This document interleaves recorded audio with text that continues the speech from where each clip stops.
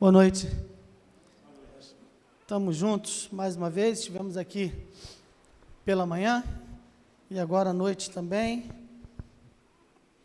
Todos provavelmente um pouco mais pesados, né? Almoço Dia dos Pais é sempre um negócio mais assim, caprichado, tem aquelas sobremesas, não é isso?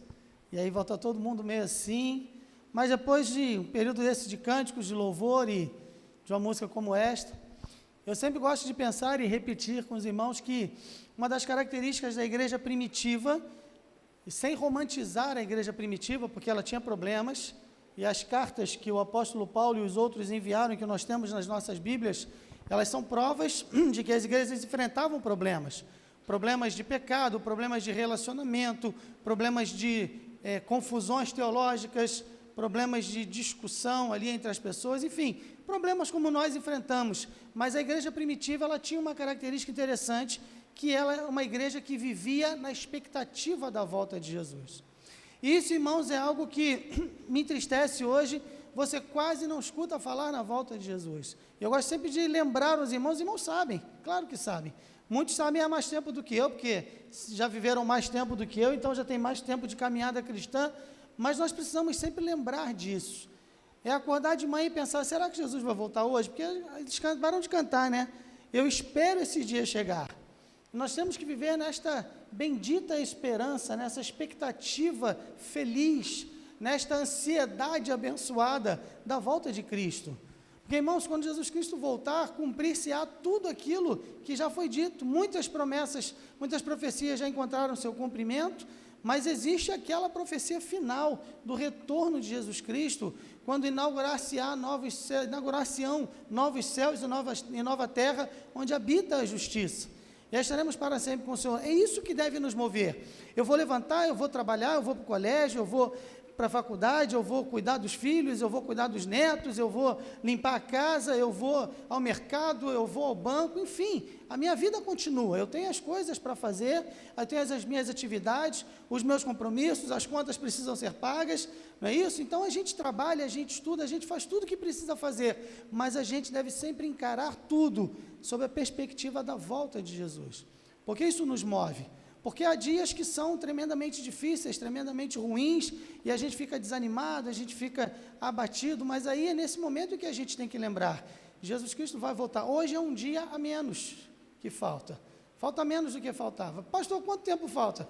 Nem os anjos sabem quem sou eu para querer adivinhar. De vez em quando aparece aí alguém fazendo umas profetadas aí, né, marcando data. Irmãos, todos que marcaram e todos que vierem a marcar, errarão. Porque ninguém sabe, somente o Pai sabe, mas vai acontecer. E essa expectativa que deve nos mover na nossa caminhada cristã, isso deve nos encher de esperança, renovar a nossa alegria, o nosso entusiasmo, mesmo em meio às dificuldades. A volta de Jesus Cristo é a redenção final. Jesus Cristo fala, quando estas coisas começarem a acontecer, levantai as vossas cabeças, porque a vossa redenção se aproxima.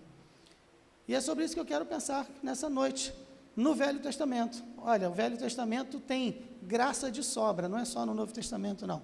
Abra sua Bíblia no livro do Êxodo, um texto que você conhece bastante, Êxodo capítulo 14, nós vamos ler os versículos de 15 até o 31.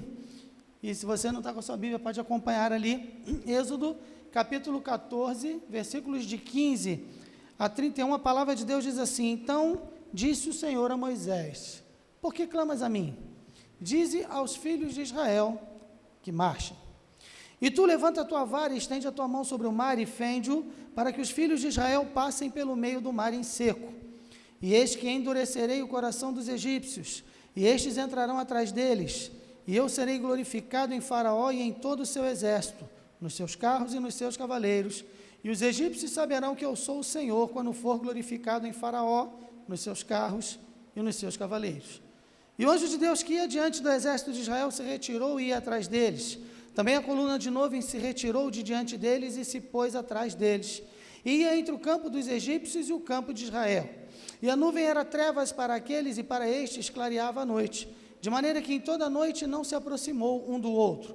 Então Moisés estendeu a sua mão sobre o mar, e o Senhor fez retirar o mar por um forte vento oriental toda aquela noite, e o mar tornou-se em seco e as águas foram partidas. E os filhos de Israel entraram pelo meio do mar em seco, e as águas foram-lhes como muro à sua direita e à sua esquerda. E os egípcios os seguiram, e entraram atrás deles todos os cavalos de Faraó, os seus carros e os seus cavaleiros, até ao meio do mar. E aconteceu que, na vigília daquela manhã, o Senhor, na coluna do fogo e da nuvem, viu o campo dos egípcios, e alvoroçou o campo dos egípcios, e tirou-lhes as rodas dos seus carros, e dificultosamente os governavam. Então disseram os egípcios: fujamos da face de Israel, porque o Senhor por eles peleja contra os egípcios. E disse o Senhor a Moisés: estende a tua mão sobre o mar, para que as águas tornem sobre os egípcios, sobre os seus carros e sobre os seus cavaleiros. Então Moisés estendeu a sua mão sobre o mar, e o mar retornou a sua força ao amanhecer.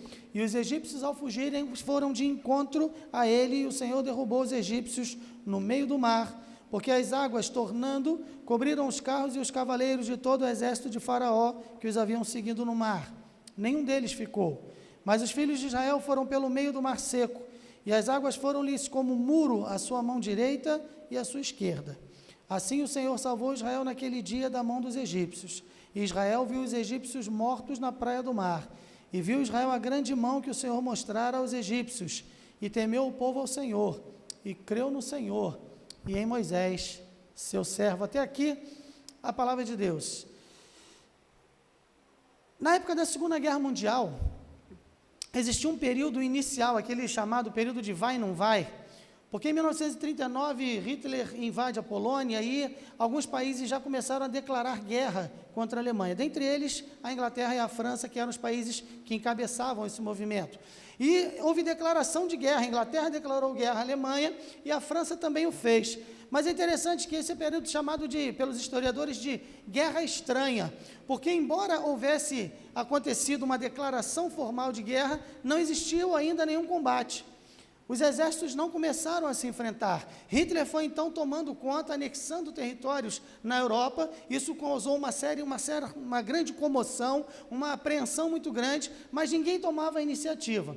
Acontece que no dia 11 de maio de 1940, depois de quase um ano em que Hitler já tinha invadido a Polônia, ele vem atravessando pela Bélgica e ele chega então à França e começa a tomar cidades. E nesse movimento, a Inglaterra manda um exército, um grupo muito grande, um contingente imenso, para combater os alemães. A Força Aérea Alemã estava no auge do seu esplendor, ela era praticamente invencível. E os alemães inventaram o que a gente chamou hoje de Blitz, né? Que é aquela parada aí que os guardas fazem, que a polícia faz, tem uma blitz. Blitz é uma palavra alemã, é blitzkrieg, guerra relâmpago. Era como se fosse combate de guerrilhas. Eles iam, combatiam, massacravam, matavam pessoas e voltavam. Então eram esses ataques surpresa. Isso vinha acontecendo com muita frequência. Por uma série de circunstâncias que não vem ao caso, cerca de 400 mil, mais de 400 mil soldados ficaram presos, cercados em Dunkerque, na França, na beira do Canal da Mancha, ficaram presos lá e não podiam fugir. Isso causou um problema muito sério, porque agora mais de 400 mil homens estavam com a sua vida em risco por causa dos alemães. Então, Winston Churchill, que eu já falei dele aqui, que era um orador magnífico, então ele convoca e ele lança a chamada Operação Dínamo, que era para resgatar estes soldados. Isso foi considerado o milagre de Dunkerque. Foi a maior manobra de evasão militar da história, porque desse período que começou lá no dia 26 de maio de 1940, quando foi lançado um Dia Nacional de Oração, pelos soldados que estavam presos. No dia 27 de maio de 1940, esta Operação Dínamo foi lançada. Em que consistia isso? Eram embarcações particulares, embarcações pequenas, que eram mais difíceis de ser alvejadas, tanto pela Força Aérea Alemã, quanto pelos tanques, a chamada Divisão Panzer, era a temida divisão de tanques de guerra dos alemães. Eles tinham, na época, os melhores tanques da guerra, e eles eram comandados por um homem que foi apelidado pelos ingleses de Raposa do Deserto, o Marechal Wilmer Rommel.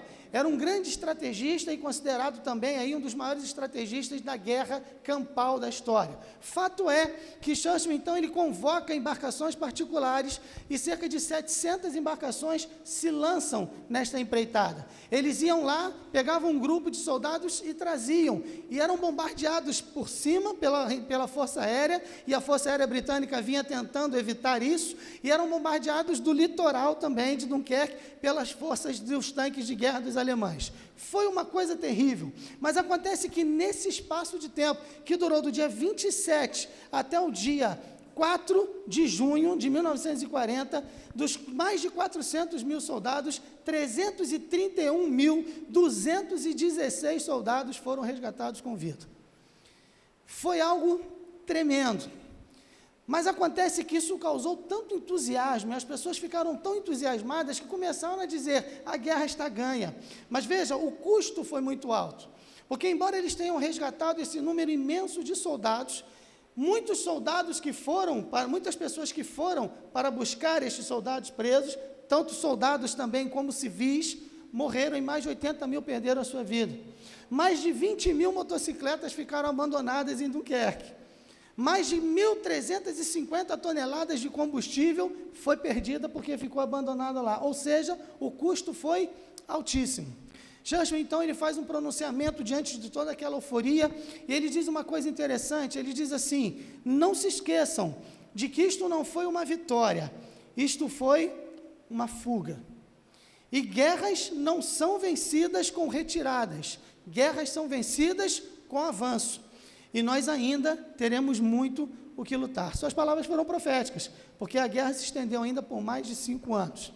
Por que eu estou contando isso para os irmãos? Porque este movimento todo, este ato de querer salvar e resgatar a vida destes soldados, foi algo que custou muito, foi algo que deu muito trabalho, foi algo que trouxe resultados visíveis, foi algo que trouxe uma empolgação, foi algo que parecia ser uma salvação, mas esta salvação mostrou-se incompleta. A salvação de Deus não é assim. Então eu quero conversar com você nesta noite, pensar com você rapidamente sobre 4 verdades a respeito da salvação de Deus. Veja, o texto é bastante conhecido, né? Moisés, ele depois de ser enviado por Deus, depois daquele período de confronto verbal com Faraó e das pragas que foram lançadas, e Faraó então, finalmente ele diz, vão embora, o Egito estava destruído, eles começam a fugir, mas quando eles vão embora, Faraó pensa, mas o que é que nós estamos fazendo? Vamos recuperar isso. Então ele reúne todo o seu exército, que na época era o maior do mundo, e ele vai atrás do povo de Israel. O povo de Israel então chega na beira do Mar Vermelho, e o mar à frente, montanhas ao lado, os egípcios atrás, eles pensam, estamos perdidos. É interessante que no versículo 14, né, Moisés fala assim, o Senhor pelejará por vós e vós vos calareis. Na versão chamada A Mensagem da Bíblia Sagrada diz assim, o Eterno lutará por vocês, quanto a vocês, calem a boca.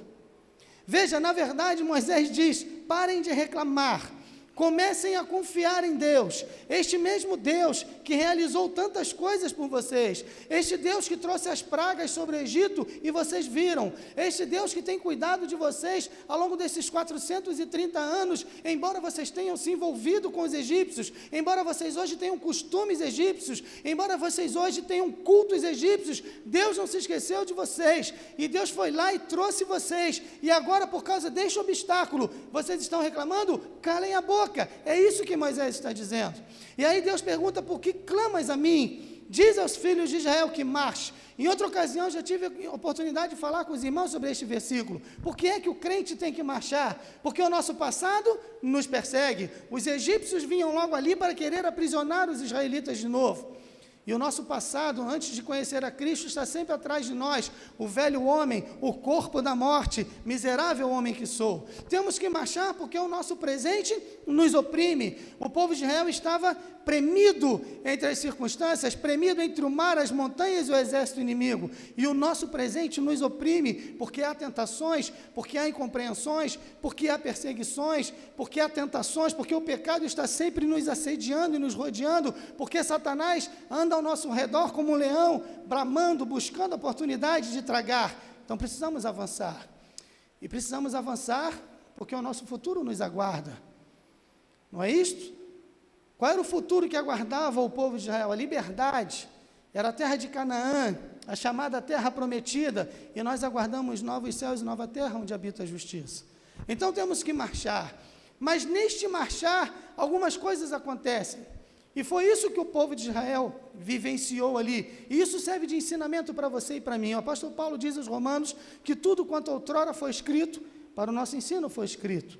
Leia a sua Bíblia sempre com atenção, apegue-se aos detalhes, porque muitas vezes as riquezas estão ali, e o texto é muito claro. Nós vamos lendo o texto e parece que há uma visão aqui, um desenho daquilo que aconteceu. O povo entra no mar, porque Deus manda Moisés estender a sua mão, ele o faz, as águas se separam, o povo passa, e deve ter sido algo tremendo. Todo mundo tem um milagre favorito, né? Alguma coisa que queria ter estado lá para ver. Eu tenho um monte deles, mas se eu pudesse escolher, escolhe um assim, sem pensar, eu queria estar lá para ver o mar vermelho abrir, porque isso deve ter sido fenomenal. A Bíblia diz que eles passaram e as águas eram como um muro, à sua direita e à sua esquerda. Agora pensa comigo, até para passar naquele meio ali, tinha que ter fé. E se esse trem fecha, na hora que eu estou passando? E se essa água cai? Nós estamos em Olimpíadas, há muitos homens e mulheres aí batendo recordes mundiais, né? De 100 metros rasos, eu sou campeão mundial de 100 metros fundos, só para baixo. Eu sou campeão mundial de nado prego, fundo ganha beleza, se esse negócio fecha.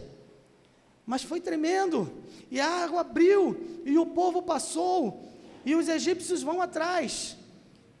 E a Bíblia diz que Deus, na coluna de nuvem, na coluna de fogo, ele vai e se coloca entre os egípcios, os hebreus, os israelitas, e para os israelitas era luz, era iluminando o caminho, e para os egípcios era trevas, escurecia tudo, e Deus vai cuidando e vai dificultando, quebrando a roda ali dos carros dos egípcios, e eles não conseguem controlar o carro direito. Irmãos, que coisa tremenda!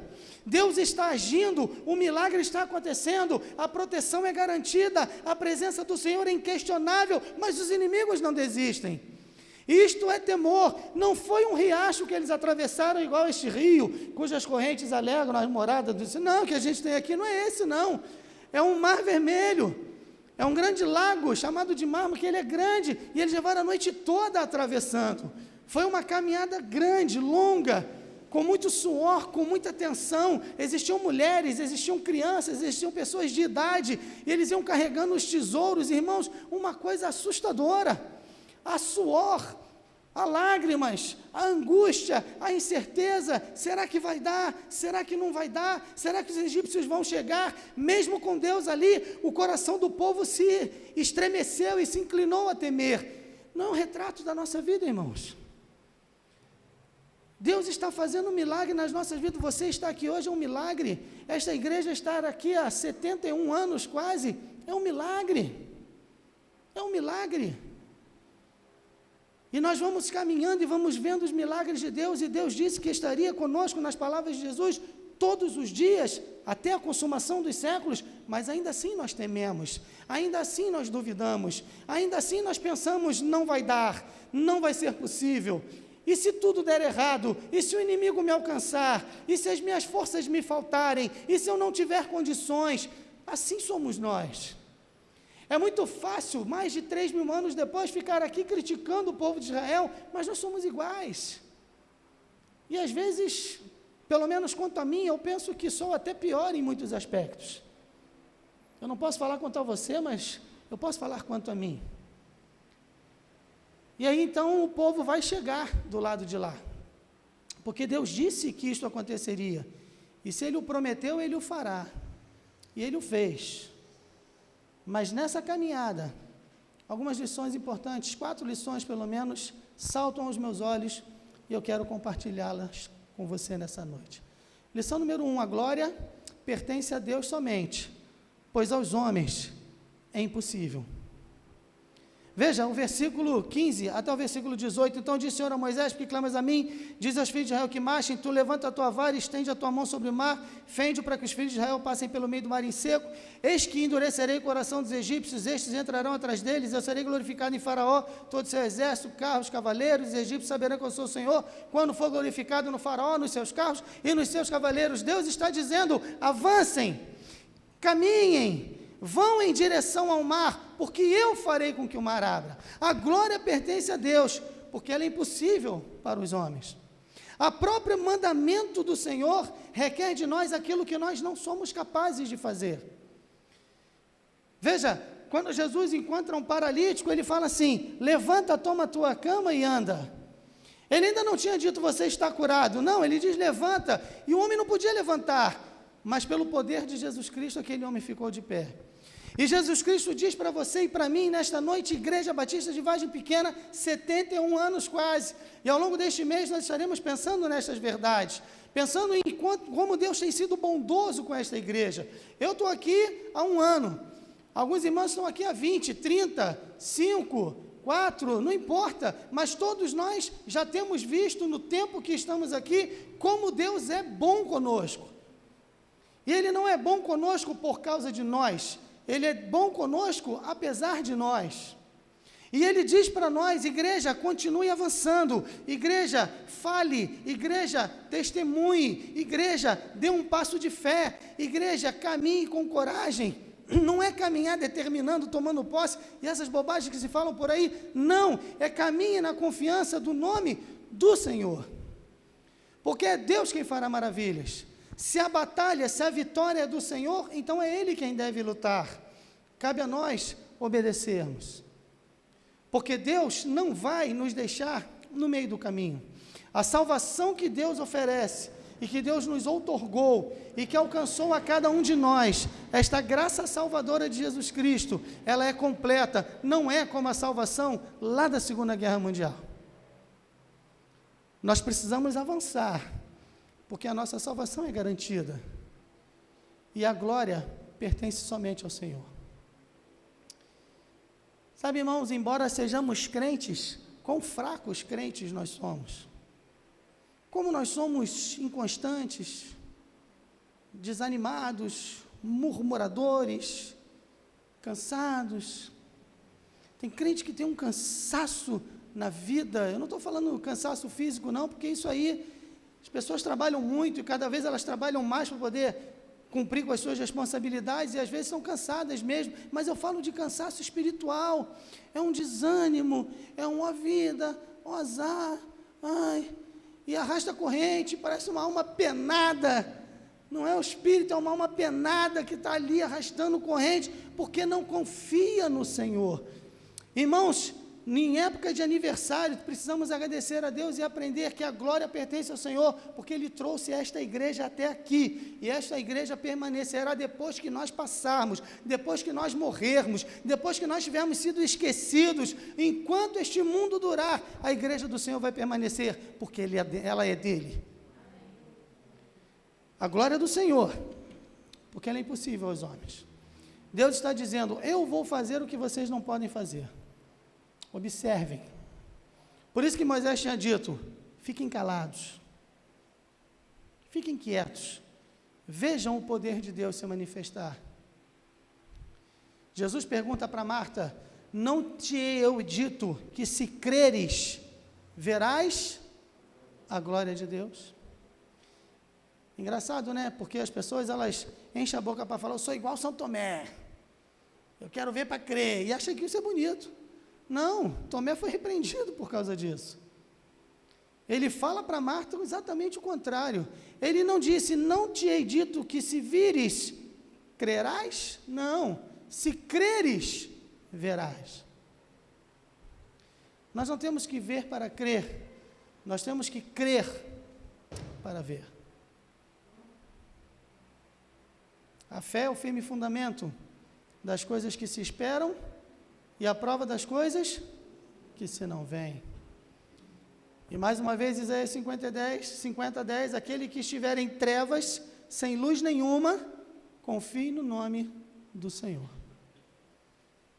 Moisés está com o povo, cercado, obstáculos humanamente intransponíveis, mas Deus diz, avancem, porque eu vou fazer.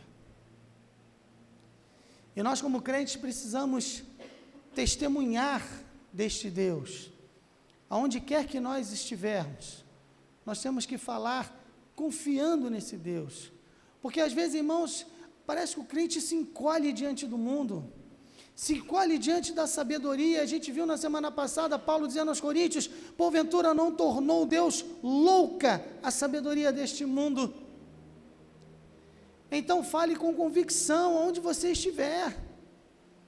Não tenha medo, porque o mundo abre a boca e fala a plenos pulmões aquilo em que crê, as suas atrocidades, as suas infidelidades, os seus pecados, e nós nos encolhemos para falar de Deus. Então temos que marchar de cabeça erguida, porque a nossa redenção se aproxima. A segunda verdade nesta salvação de Deus é que ou se está nela, ou se está fora dela. Os versículos 19 e 20 dizem assim: um anjo de Deus que ia diante do exército de Israel se retirou, e atrás dele, também a coluna de nuvem se retirou diante dele, se pôs atrás, e entre o campo dos egípcios de Israel, a nuvem era treva para aqueles, clareava a noite para estes, em toda a noite não se aproximaram, ou não se aproximou um do outro. Veja, ali só existiam duas opções. Existiam aqueles que eram o povo de Deus, que tinham a garantia de que chegariam lá, e existiam aqueles que não eram do povo de Deus, que jamais chegaram. E Jesus Cristo deixa muito claro para nós: quem não é por mim, é contra mim. Quem comigo não ajunta, espalha. Jesus Cristo diz que existe um caminho estreito que conduz à salvação, e um caminho largo que conduz à perdição. A Bíblia me diz que existem aqueles que serão salvos e aqueles que serão condenados. A grande salvação de Deus, ou se está nela ou fora dela. E o triste e preocupante é que tem muita gente dentro das igrejas, que estão dentro das igrejas, mas estão fora da salvação de Deus. Por isso Jesus Cristo diz: muitos me dirão naquele dia: Senhor, em teu nome profetizamos, curamos, fizemos maravilhas, expulsamos demônios, demos aula na escola dominical, cantamos na igreja, éramos até pastores. Então lhes direi abertamente: nunca os conheci. Sabe, irmãos, é tempo mais do que nunca de nós avaliarmos as nossas próprias vidas. Em 2 Coríntios, no capítulo 13, versículo 5, o apóstolo Paulo ele diz: olha, examinem a vocês mesmos, provai-vos a vós mesmos, se permaneceis firmes, se é, diz o apóstolo, que já não estáis condenados. Esta também é uma pílula difícil de engolir, mas sabe, irmãos, a gente viu isso ao longo de quase um ano que a gente ficou aqui estudando o Sermão do Monte, e se não há mudança de vida, é porque a pessoa não é realmente um cristão. Não importa o que ela é, um cristão, não importa o que diga. Nós temos que entender que existem dois grandes grupos, o mundo é dividido em dois grandes grupos, os que serão salvos e os que não serão salvos. E nós precisamos, em primeiro lugar, certificarmos-nos a nós mesmos: sim, eu estou salvo, sim, eu sou um servo do Senhor, sim, eu fui remido, eu fui lavado, eu não sou perfeito, e como o apóstolo Paulo eu posso dizer: irmãos, quanto a mim, não julgo que haja alcançado, mas uma coisa faço. E o apóstolo Paulo diz: uma coisa faço, é o principal, é o que conta na minha vida, é o que tem valor, é aquilo pelo que eu me empenho. Quanto a mim, não julgo que haja alcançado, mas uma coisa faço, que é, esquecendo-me das coisas que para trás ficam, esquecendo o Egito, esquecendo o pecado, esquecendo a incredulidade, e avançando e prosseguindo para as que estão diante de mim, prossigo para o alvo, pelo prêmio da soberana vocação que está em Cristo Jesus. Agora veja, pecado a gente escuta falar muitas vezes que é o quê? Errar o alvo. Mas quem vem quarta-feira já me ouviu falar isso. Não é errar o alvo como se o alvo está ali na porta e eu puxo a minha flecha e atiro e ela passa ao lado, ou mais acima, ou mais abaixo. Não é isto. A palavra significa que o alvo está ali na porta, eu puxo o meu arco, eu solto a minha flecha, mas ela tem força insuficiente e ela nem chega lá. Por isso o apóstolo Paulo fala que Cristo para uns é cheiro de vida para a vida, porque a luz, a nuvem era nuvem, olha lá, era treva para aqueles, para os egípcios, e para estes, os israelitas, clareava a noite, era luz. Jesus Cristo para uns é cheiro de vida para a vida, para outros é cheiro de morte para a morte. E ele pergunta: mas para estas coisas, quem é idôneo? Ou na versão da revista atualizada, para estas coisas, quem é suficiente? A flecha não chega nem perto. Irmãos, a salvação, ela nos é outorgada, ela é de cima para baixo, ela é dada a nós, nós somos trazidos para ela, a graça nos alcança, ela nos transforma e nós somos acolhidos na família de Deus, mas nós não somos suficientes, precisamos examinar os nossos corações, se formos realmente alcançados por isso. Porque lembre-se que tanto os israelitas quanto os egípcios estavam todos no meio do mar, estavam todos no mesmo lugar. Parecia que todos chegariam ao mesmo destino, mas um grupo chega e o outro não. Mas há uma terceira verdade a respeito da salvação de Deus, é que ela só acontece através do mediador providenciado por Deus. Aqui nos versículos de 21 a 29, a gente vê Moisés estendendo a mão, os filhos de Israel entram, os egípcios seguem, na vigília da manhã o Senhor vai e faz, e disse o Senhor a Moisés, no versículo 26, estende a tua mão sobre o mar para que as águas tornem sobre os egípcios. Moisés estendeu a sua mão, o mar retornou a sua força.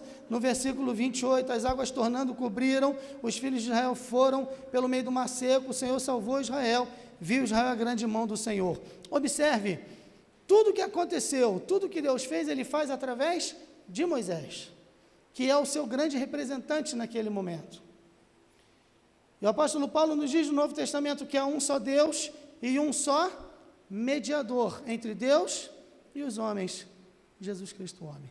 Agora eu quero dizer para você que está aqui, que você talvez ainda que não seja crente, você ainda não é membro da igreja e talvez pense, não, mas eu gosto de estar na igreja, eu tenho muita fé, eu sou uma pessoa de fé, eu tenho meus momentos de devoção. Sim, mas fé em quê? Ou fé em quem? Só se chega ao céu através da fé no pastor André. Não. Só se chega ao céu através da fé na Igreja Batista de Vargem Pequena. Não. Só se chega ao céu a partir da fé, através da fé em ritos, em cultos, em ofertas corretas, em músicas corretas, em vestimentas corretas. Não. Só se chega ao céu através da fé em Cristo. Ele é o único mediador e Deus providenciou um Salvador para o mundo todo, e é culpa sua, problema seu, responsabilidade sua, se você acha que um Salvador para o mundo inteiro não inclui você. Não tenha dúvidas disso. Ah, não, eu vou vivendo a minha vida aqui, eu tenho meus momentos. Não. Eu seria menos do que honesto se eu não dissesse isso para você nessa noite. Se não for por Jesus, você não vai para o céu. Se não for por Jesus, você não terá seus pecados perdoados, você não será salvo e você perderá a sua alma eterna. Sabe, irmãos, isso não é muito comum de ser dito, porque hoje todo mundo tem que ser politicamente correto. Eu estava conversando isso hoje com a minha esposa. Hoje a gente tem dificuldade até de saber o que fala para as pessoas, porque tudo ofende, porque tudo é preconceito, porque tudo é discriminação, porque tudo é isso, e a gente fica, mas eu não posso ficar com essas preocupações do púlpito quando eu estou falando de uma verdade que diz respeito à sua alma, que é eterna.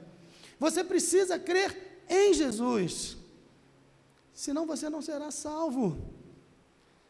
Sabe, e você pode ficar com raiva do pregador, e você pode achar que a igreja não é boa, e você pode achar que as pessoas aqui têm visão estreita, mas eu imploro a você que você pense com seriedade nessas coisas, que você avalie a sua vida diante de Deus, e que você pergunte: Senhor, o que devo fazer para ser salvo? E a resposta é uma só: crê no Senhor Jesus Cristo e serás salvo. Deus aqui diz: eu vou salvar o povo de Israel, e eu vou fazê-lo através daquele homem que eu escolhi, Moisés. E quando Deus diz: eu vou salvar o homem dos seus pecados, eu vou fazê-lo através do homem que eu escolhi, do meu próprio Filho, que eu vou enviar ao mundo, Jesus Cristo. E se você acha que pode ser salvo por qualquer outra forma, você está enganando a si mesmo. Não faça isso com a sua alma. Só há um mediador, que é Jesus Cristo, o Salvador. Mas o texto diz mais uma coisa, e eu vou concluir dizendo isso. A quarta e última verdade que eu quero destacar é que a demonstração do poder e do amor de Deus requer uma resposta. Veja, versículo 30 e versículo 31, assim o Senhor salvou Israel naquele dia da mão dos egípcios, Israel viu os egípcios mortos na praia do mar, viu Israel a grande mão que o Senhor mostrara aos egípcios, e temeu o povo ao Senhor, e creu no Senhor, e em Moisés, seu servo. Quando Deus demonstra o seu poder, o seu amor, a sua graça, a sua misericórdia, é requerido de você e de mim uma resposta. O povo de Deus, aqui o povo de Israel, deu a resposta, creu no Senhor e creu em Moisés, o seu servo. E Deus demonstrou de forma inequívoca o seu poder, o seu amor, a sua graça e a sua misericórdia através de Jesus. Olhar para a cruz, para muitos hoje, é olhar para um símbolo religioso, para um objeto de superstição, para um objeto de decoração, para um amuleto, para algo que traz sorte, que protege, sei lá do quê. E tem gente que faz o sinal da cruz achando que com isso está protegido. E tem gente que tem cruz pendurada no pescoço, ou no braço, ou no tornozelo, ou em algum outro objeto que carrega numa bolsa para lá e para cá, não sei. Nós hoje olhamos para a cruz como um objeto decorativo, mas a cruz ela é a expressão maior de duas coisas. Em primeiro lugar, da loucura do pecado do homem, e em segundo lugar, da loucura do amor de Deus.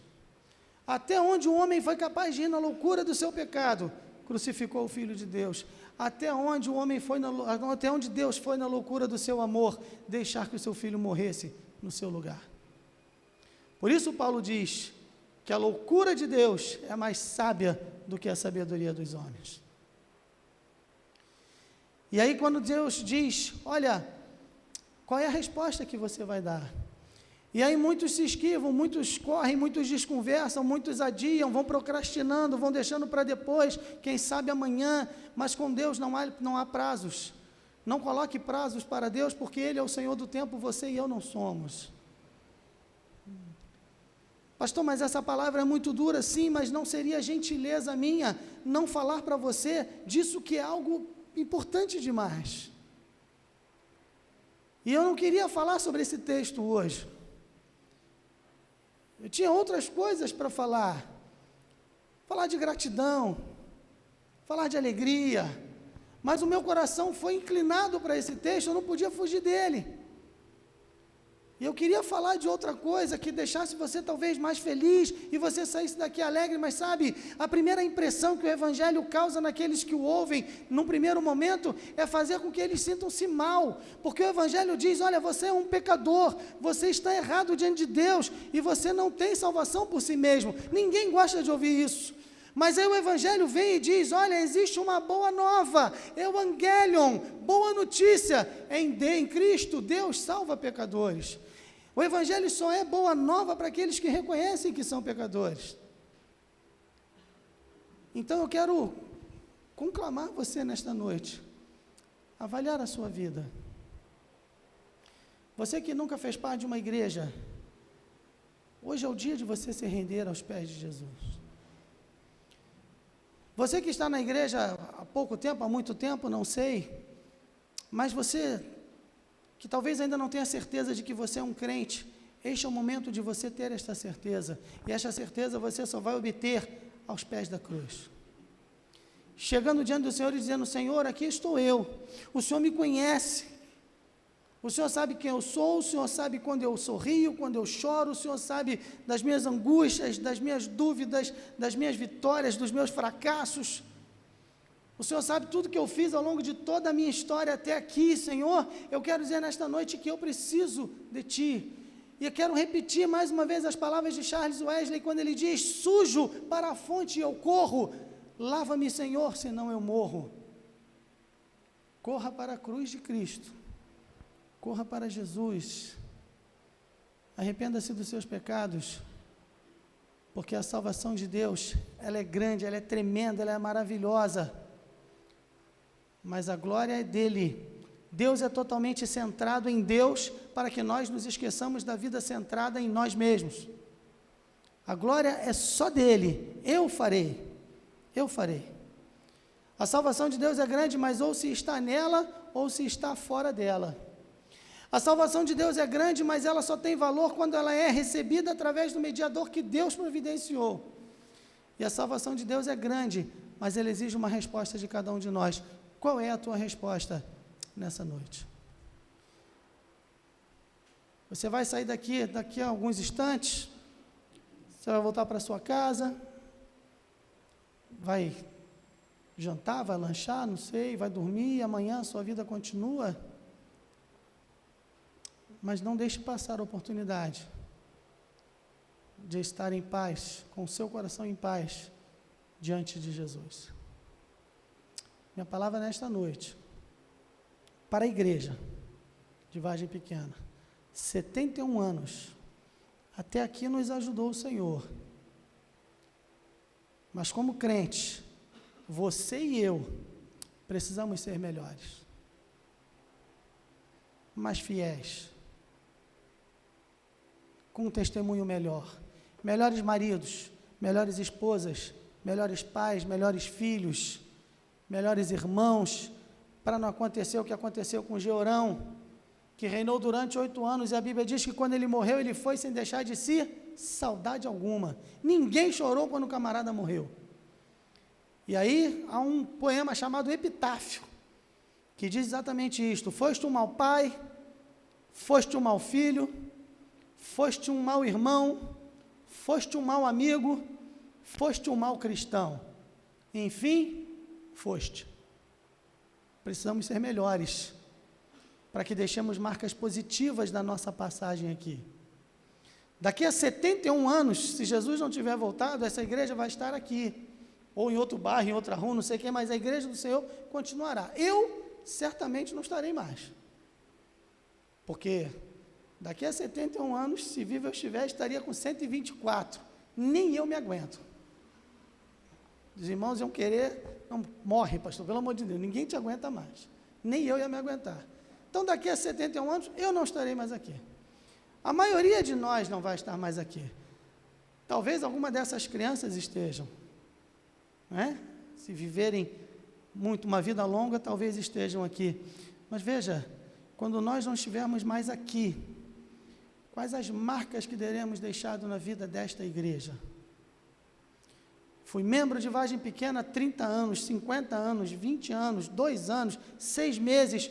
O que eu fiz na obra do Senhor enquanto estive em Vargem Pequena? E para você que não é crente, esta igreja está aqui há 71 anos, pregando o Evangelho da graça de Jesus. E hoje chegou a sua vez de ouvir este Evangelho. O que você vai fazer com isso? Meu desejo, a minha oração, é que você seja alcançado pelo poder do Espírito Santo de Deus, porque só Ele muda corações. Argumentos não o fazem.